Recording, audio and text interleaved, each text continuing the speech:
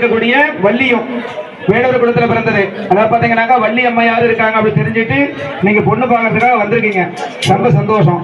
சரிங்க சரிங்க, ரொம்ப சந்தோஷம். சரிங்க, பரவாயில்ல. மாப்பிள்ளை என்ன உத்தியோகம் பாக்குறாரு, என்ன வேலை பண்றாரு, பொண்ணு கொடுக்க நம்ம கேட்டுக்கணும்லப்பா.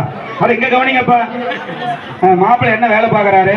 மாப்பிள்ளை வந்து எல்லாத்தையும் மேய்க்கிறது மாப்பிள்ளோட வேலையை. ஓ, மெயின்டெனன்ஸ் பண்றது. ஆமா, மெயின்டெனன்ஸ். ஓ, மெயின்டெனன்ஸ் பண்றத மாப்பிள்ளையோட வேலையா? என்னப்பா சொல்றீங்க? எல்லாரும் என்ன பண்றாங்களோ அவர் கண்காணிச்சுட்டு. ஓ, கவனிக்கிறது அவருடைய வேலை. ஓ, ஆபீஸ்ல பெரிய உத்தியோகத்தில் இருப்பார் போல இருக்கு. பெரிய உத்தியோகம். கீழே ஒரு 100-500 பேர் வேலை செய்யறாங்க போல இருக்கு. அதை கவனிப்பார், அப்படித்தானே? தமிழகத்துக்கே கடவுள். ஓ, தமிழ எழுதக்கூடாதா? சரிங்க, மதுரையிலேயே தமிழை வளர்த்தவர் அவர் தான். அப்பேற்பட்ட ஒரு மகான் போல இருக்கு. அருமையான மாப்பிள்ளை நடக்குதுங்க. சரி, இதை நம்ம பொண்ணு கேட்கறதுக்காக வந்திருக்காங்க. நம்ம பொண்ணை கொடுத்துடலாங்களா?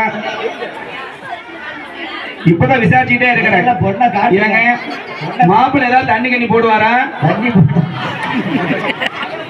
தண்ணி போட மாட்டாரா? சரி சரி.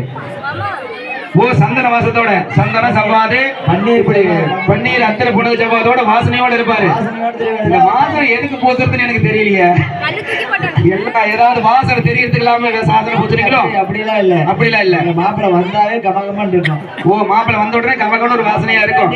போட்டுருப்பீங்க அந்த வாசனை போகிறதா இவர் கமகமன் சந்தன வாசனை வந்தாலும் கமகமன் இருக்கும்.